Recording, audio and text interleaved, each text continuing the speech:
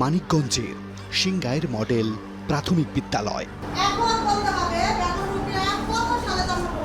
Class 4-এর Bangla class চলছে।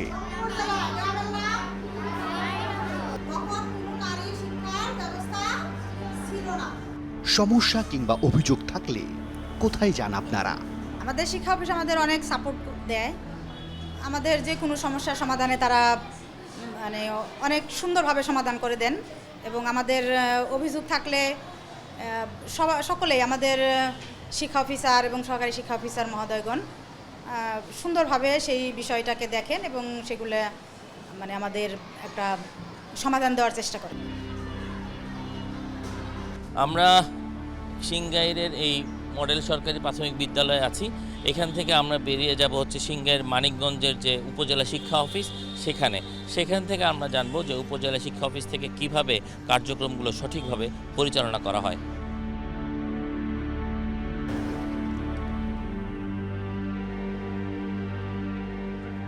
মানিকগঞ্জের সিংগাইর উপজেলার প্রাথমিক শিক্ষা অফিস। উপজেলা শিক্ষা কর্মকর্তা সৈয়দা নার্গিস আক্তার চাকুরিতে যোগ দিয়েছিলেন 1996 সালে। দীর্ঘ 25 বছর ছিলেন একই পদে। 2021 সালে পদোন্নতি পেয়ে হন উপজেলা প্রাথমিক শিক্ষা কর্মকর্তা।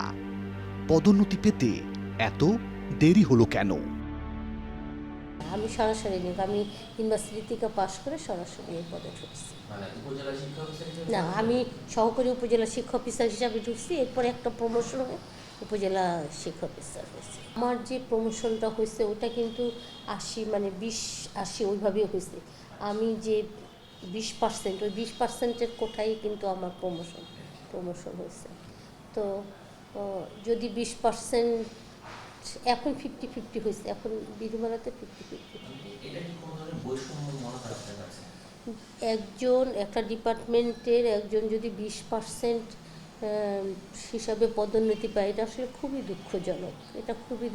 আমি একজন ডক্টরকে বলছিলাম, ডক্টর আমি যদি মারা যাই তাহলে লিখে দিবেন যে সহকারী উপজেলা শিক্ষা অফিসার। হ্যাঁ, বলে কি কেন, আপনি তো উপজেলা শিক্ষা অফিসার। যেতে বলছে একই কথা, ওটা বেগম রোকেয়া পদ। ঠিক আছে, একজন অফিসার যদি 18 বছর প্রমোশন হতে লাগে, আমরা সরাসরি ইউনিভার্সিটি থেকে পাশ করে এসে জয়েন করছি, সেটা ওটা আমাদের আসলে দুঃখ ছিল।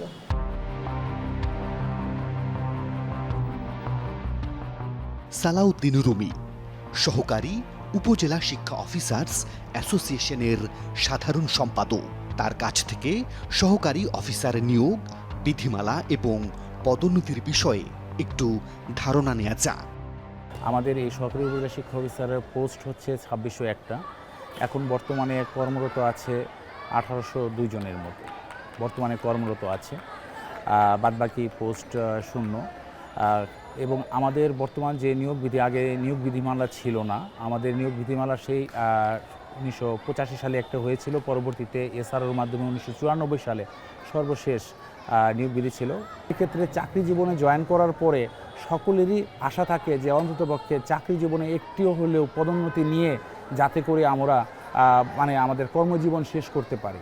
যে আমাদের যদি আপনি 50% রাখেন তাহলে আমাদের অনেকেই যে পদে জয়েন করেছে ঠিক সেই পদ থেকেই আমাদের রিটায়ার করতে হবে।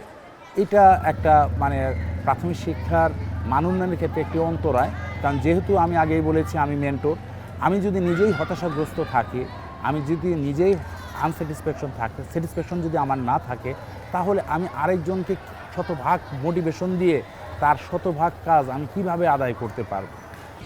এই 20 ভাগকে 80 ভাগ করার জন্য অ্যাসোসিয়েশনের সভাপতি হিসেবে মুন্সি রুহুল আসলাম 2016 সালের 6 জানুয়ারি উচ্চ আদালতে একটি রিট করেন।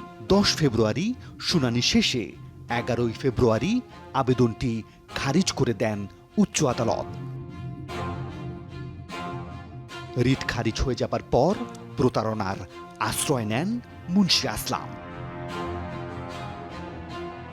আরডি শাখার কর্মচারীদের সহযোগিতায় মামলার রেকর্ড থেকে মূল রায়ের কপি সরিয়ে ফেলেন, ঢুকিয়ে দেন রায়ের জাল কপি। সেখানে বিচারপতিদের স্বাক্ষরও জাল করা হয়। এই জাল রায় খাঁটি হিসেবে ব্যবহার করেন মুন্সি আসলাম। উচ্চ আদালতের জারি শাখার একজন অফিস সহকারী সেই রায় বহন করে নিয়ে যান প্রাথমিক ও গণশিক্ষা মন্ত্রণালয়ে। মন্ত্রণালয় থেকে চলে যায় অধিদপ্তরে। সেই জাল রায়ের আলোকে 2021 সালের 28 জানুয়ারি প্রাথমিক ও গণশিক্ষা মন্ত্রণালয়ের কর্মচারী নিয়োগ বিধিমালা 2021 প্রস্তাব করেন সচিব গোলাম মোহাম্মদ হাসিবুল আলম। প্রস্তাবের প্রথম কলামে বলা হয়, মামলার রায় অনুযায়ী উপজেলা শিক্ষা অফিসার পদে 80% পদোন্নতি এবং 20% সরাসরি নিয়োগের বিধান রাখা হয়েছে। আর বিধিমালা অনুযায়ী বিভিন্ন সময়ে পদোন্নতি পেয়েছেন 300-রও বেশি সহকারী উপজেলা কর্মকর্তা। অভিযোগ আছে প্রত্যেকের কাছ থেকে 1 লাখ টাকা করে মোট 3 কোটিরও বেশি টাকা হাতিয়ে নেন মুন্সি রুহুল আসলাম।